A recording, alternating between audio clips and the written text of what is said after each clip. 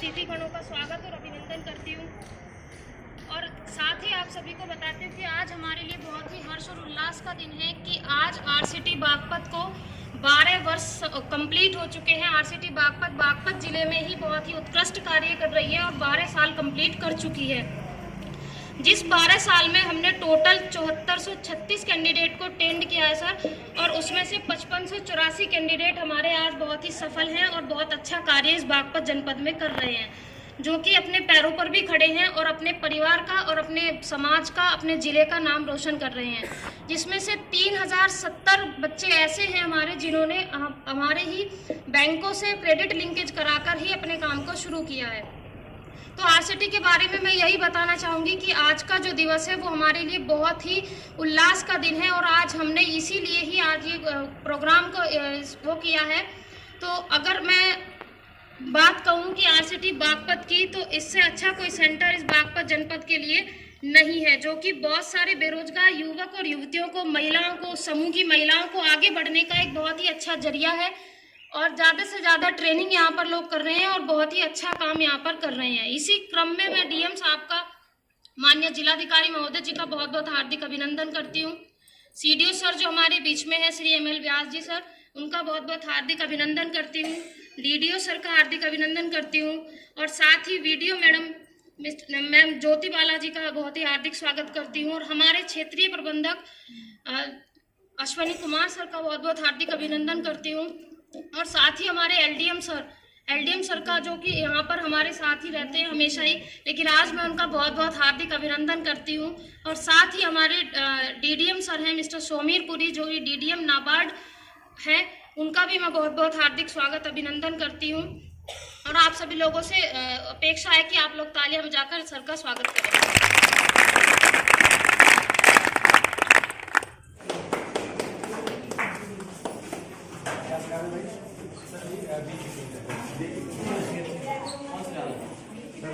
मधुमक्खी कितने प्रकार की होती है, कितनी जातियाँ होती हैं, उनको उड़ा करके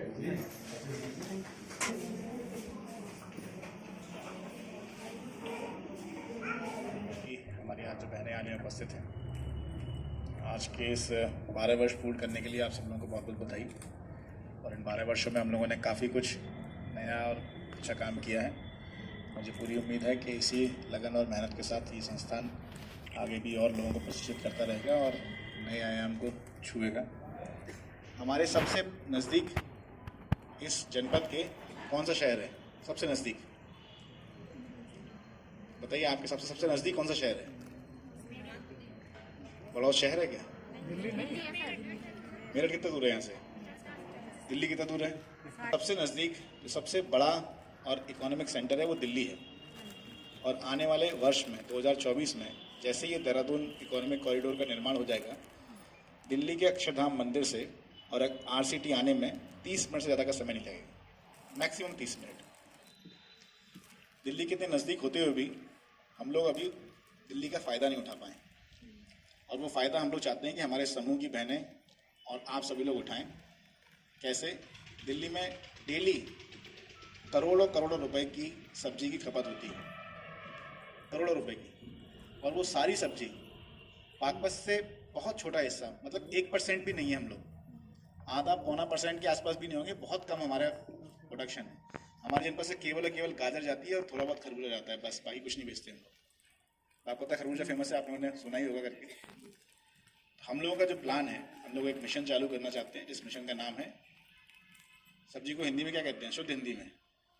तरकारी, भाजी तरकारी। यस, तो इस मिशन का नाम है मिशन तरकारी। और मिशन क्या है? हमारे पास बहुतायत में बेशुमार ज़मीन जो है वो यमुना जी के किनारे पड़ी हुई है, जिस पर कुछ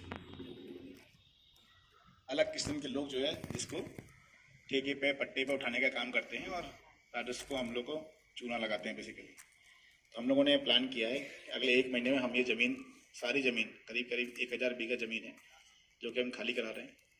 और खाली कराने के बाद प्रोग्राम कुछ इस तरह रन करना चाहते हैं कि मान लीजिए मवीकला गांव है, तो मवीकला गांव का जो ग्राम समूह है वो अपने खेती करने में इच्छुक हों। खेती मतलब केवल और केवल सब्जी मशरूम और जो हमारे यहाँ स्पेशली होता है खरबूजा, तरबूजा, ककड़ी, जो खादर में ऐसे हो जाती है, आपको कुछ करने की आवश्यकता नहीं है।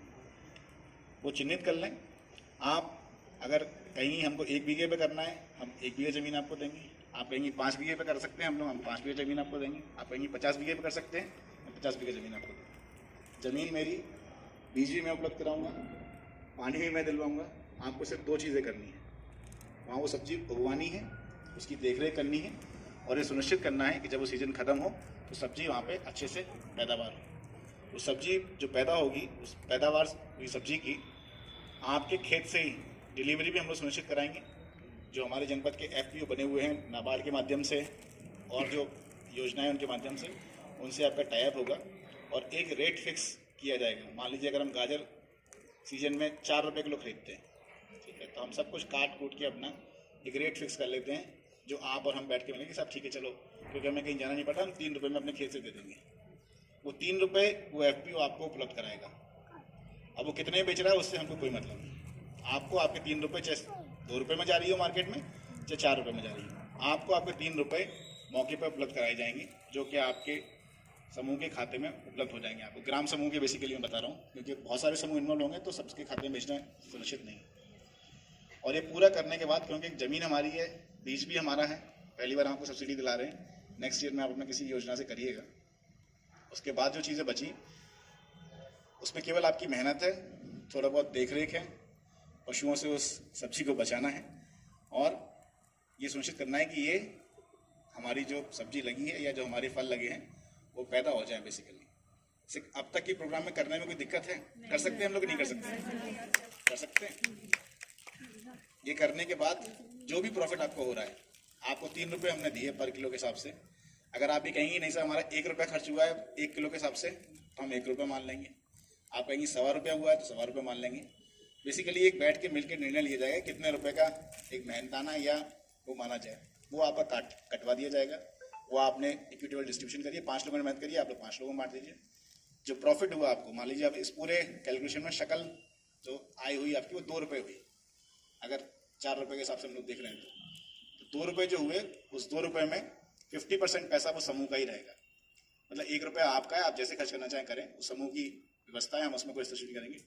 50% पैसे में हम लोग ये आपसे रिक्वेस्ट करेंगे कि आप 25% पैसा ग्राम पंचायत में जमा कराइए, क्योंकि ज़मीन उनकी है, उनको लीज करनी है, तो अपने रजिस्टर नंबर 4 में दर्ज करें, उससे आय हो। और आपके गांव की ऐसी समस्याएं जो किसी सरकारी मद से नहीं सुलझ सकती है, जो कभी कम भी पड़ जाती है, कुछ नहीं हो पाता है, उसमें वो प्रधान इंक्लूड करें। और 25% पैसा में से जो बचा हुआ 25% पैसा है, उसमें से 10% पैसा आपको और दिया जाए, वो केवल और केवल आप सेव करके रखें खाते में, ये सोचते हुए कि जो अगला सीजन आने वाला है, अभी मान लीजिए सीजन आएगा अपना तोरई, ककड़ी और इन सब का, फिर जब नेक्स्ट सीजन खत्म होगा तो सीजन आ जाएगा मूली, गाजर का, टमाटर का, तो आपको 10% पैसा बचा के रखें। और उससे पहली बार तो हम लोग आपको अनुदान दे रहे हैं, नेक्स्ट टाइम आप उस 10% से अपना बीज खाद खरीदिए और अपनी खेती आराम से करिएगा। और जो बचा हुआ 15% पैसा है वो जिला स्तरीय खाते में भेजिए, जिससे कि ऐसे समूहों की मदद की जा सके जो किसी कारण से या तो निष्क्रिय हो गए या अपने क्रियाकलापों को ठीक से नहीं चला पा रहे, जिससे कि उनकी मदद हो सके और उनको उसी स्तर पर लाया जा सके। तो इसमें ऐसे सभी गांव, ऐसे समूह, सभी दीदियां जो इच्छुक हों काम करने की, आपका स्वागत है। आप बस एक ये आइडिया है, हम लोग प्लान ये कर रहे हैं कि पहले मार्च से इसको धरातल पर लाया जाए, तब तक बैकग्राउंड का सारा काम इसमें किया जा रहा है। और ये जो चर्चा है, जो बातचीत है, वो आप अपने ग्रुपों में आप जरूर करिएगा। और ऐसे सभी लोग जो इच्छुक हों करने के, उन्हें थोड़ी मेहनत करनी पड़ेगी, लेकिन आपको छोटे से छोटा पैच भी करने में मैं दावा कर सकता हूँ, आपको एक सीजन में 50,000 1 लाख रुपए आप एक कहीं नहीं गए अगर 10-15 लोग भी मिलकर काम करते हैं, जो कि बिल्कुल फ्री के हैं। आपको कुछ नहीं करना है, केवल दिन में 3-4 घंटे इन्वेस्ट करने हैं, जो कि आप वैसे भी जहाँ भी खेती करते हो या कहीं जहाँ भी जाते हो वहाँ करते ही करते हैं। ठीक है आइडिया?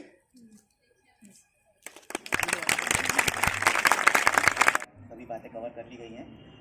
मैं ये कहना चाहूँगा, वो बातें नाबार्ड की तरफ से ज़रूर कुछ बोलना चाहूँगा, लेकिन उससे पहले मैं RCT को उसके स्थापना दिवस की 11वीं वर्षगांठ पर बहुत बहुत बधाई और शुभकामनाएं देता हूँ।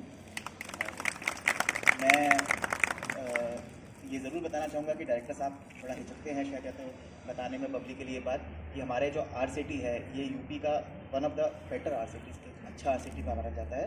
आपको मालूम होगा हमारे आरसीटी की जो रेटिंग है वो AA रेटिंग है, यानी कि रेटिंग सिस्टम के हिसाब से, मान्यताओं के हिसाब से हमारे आरसीटी को एकदम उच्च दर्जे पर रखा गया है। नमस्कार। और मुझे बहुत अच्छा लगा डीएम साहब वास्तव में ना आपको लेके बहुत ज़्यादा मतलब समर्पित है, क्योंकि जब भी मीटिंग में कोई बात होती है ना, पहले सर मतलब नहीं पता था कि समूह भी कुछ होते हैं या समूह कुछ करते भी हैं। जब आप लोगों ने अपनी प्रदर्शनियाँ लगानी शुरू की और सर को इन्वाइट करना शुरू किया तो सर वास्तव में इम्प्रेस हुए कि वास्तव में आप कुछ करती हैं। और अभी जैसे आपको स्कूल से सारे के स्टूडियो साहब ने भी आते ही साथ सबसे पहले अभियान यही चलाया। जैसे मैंने सर को अपने गांव पहला ही मुझे याद है कि बरवाला में लेके गई और समूह की दीदियों से मैंने बोला कि आपको अपने अपने प्रोडक्ट्स लगाने हैं ताकि सर देखें, मार्केटिंग आपकी कराएंगे सामान की।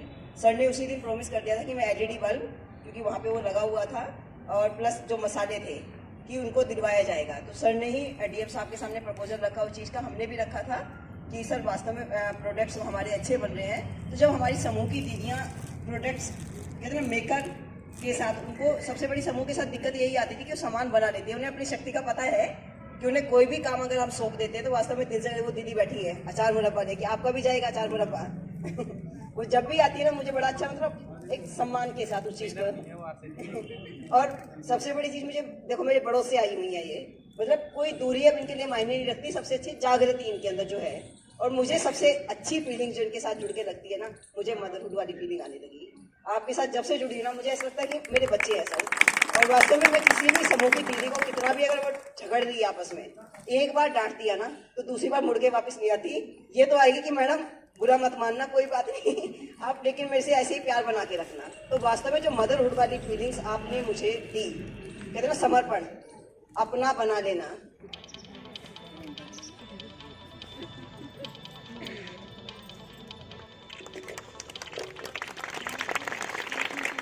नीरज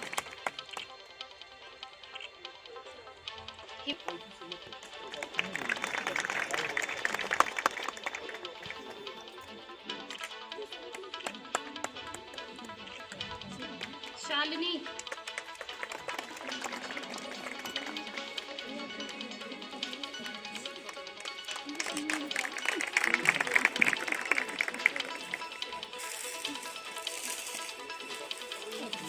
चाहिए कि आरसीटी बागपत में कोई कार्यक्रम हो रहा है। मीनाक्षी,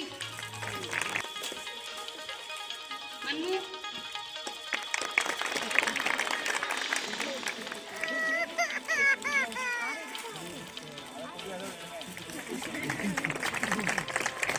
प्रियंका यादव,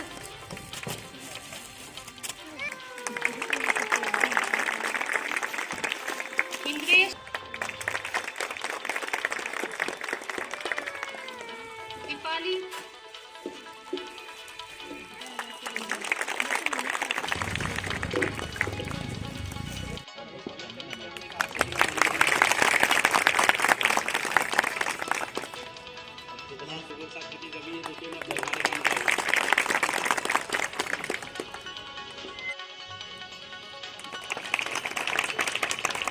विमला, ट्रेनिंग सेंटर में चलाती गाँव में, मोनिका, पाली,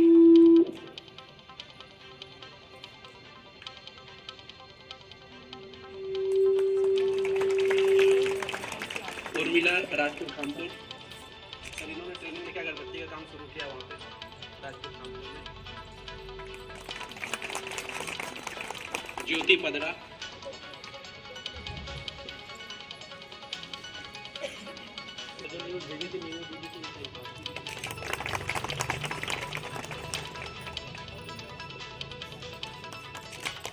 सीमा बामनोली, रेखा बामनोली,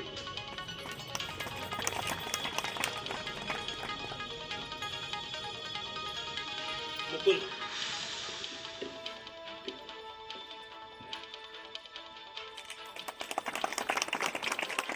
एसी फ्रिज का ट्रेनिंग लेके गांव में मुकुंदपुर में अपना शॉप खोला हुआ है। धन्यवाद सर, आपने अपने बहुमूल्य समय से हमें प्रोवाइड कराया।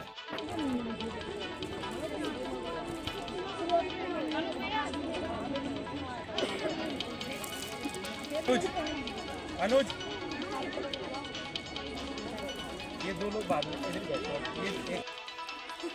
तन्नू तन्नू स्नेहा त्यागी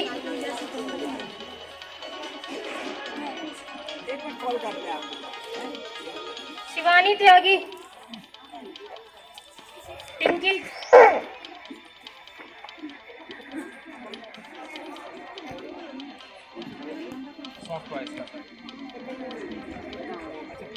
पायल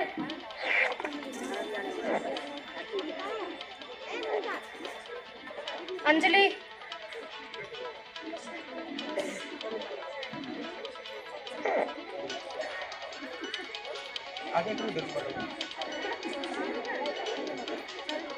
मीनू सिंपल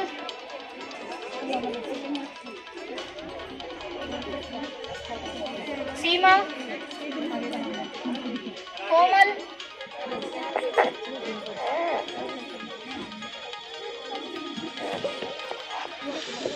नेहा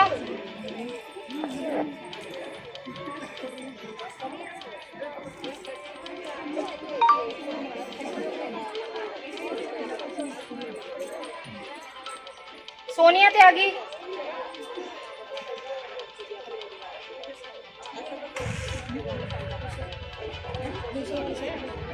हिमानी त्यागी शर्मिष्ठा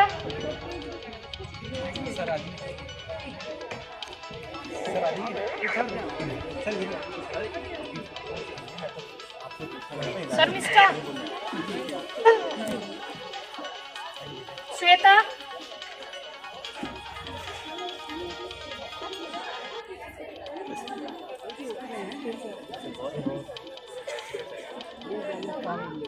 रमा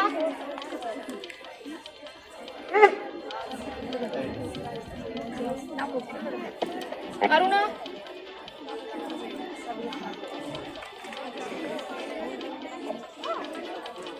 रिम्पी रिम्पी रमा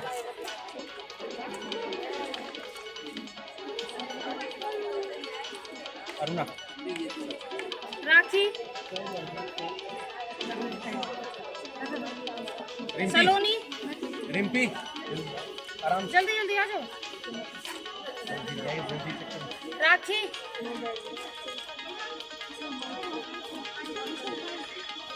सलोनी राखी त्यागी और शिवानी मित्तल दोनों आ जाओ। अंतिम अंतिम इधर बेटे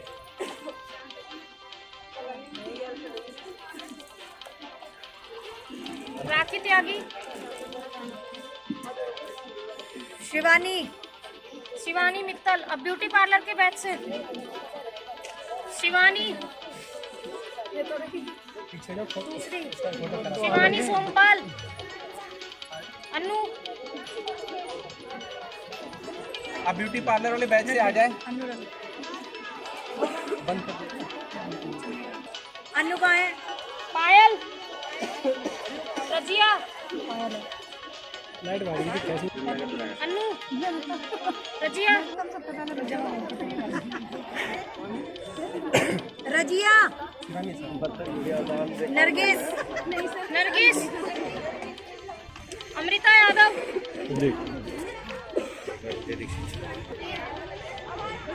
गुड़िया चुप रहोगे तो आवाज आ जाएगी। रश्मि रश्मि ऋतु ऋतु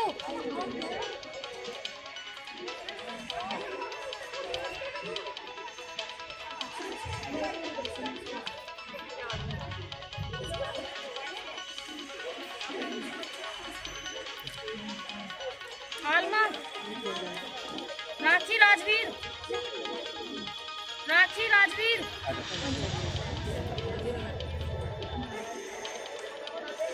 रेनू सनी स्वाति स्वाति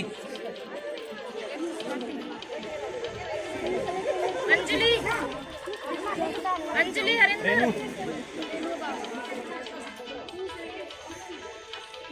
अंजुम अंजुम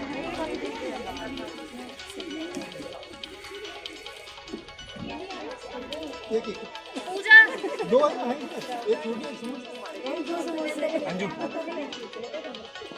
शाइस्ता रचना रचना पूजा उनका रचना मंजू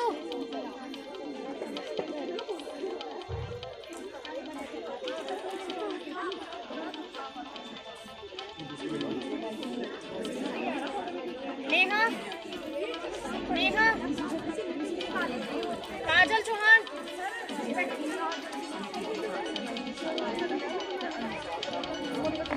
संगीता काजल जल्दी आओ संगीता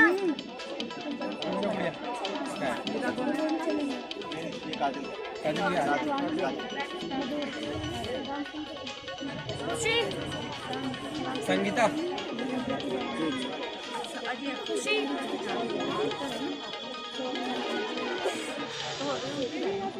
संगीता चौहान संगीता संगीता नेहा नेहा काजल चौहान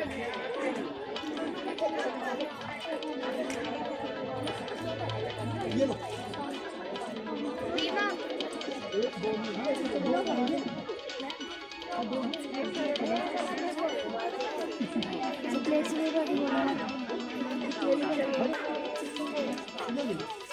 अनु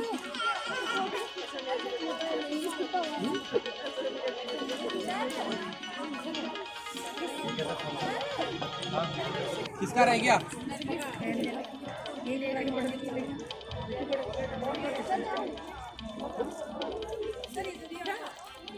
अश्विनी किसी का बचा है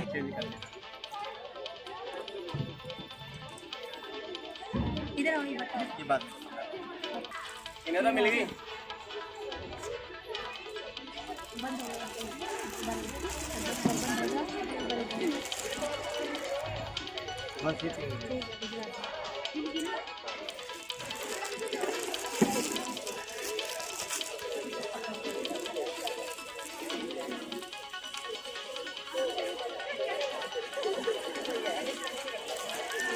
बहुत बहुत धन्यवाद। आज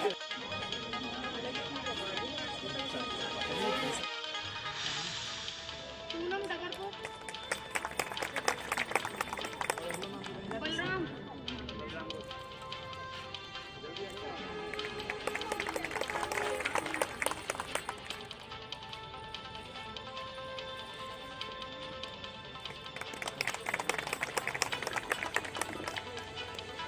इस कार्यक्रम में मैं सभी अतिथियों का आभार प्रकट करती हूँ कि उन्होंने अपना कीमती समय आज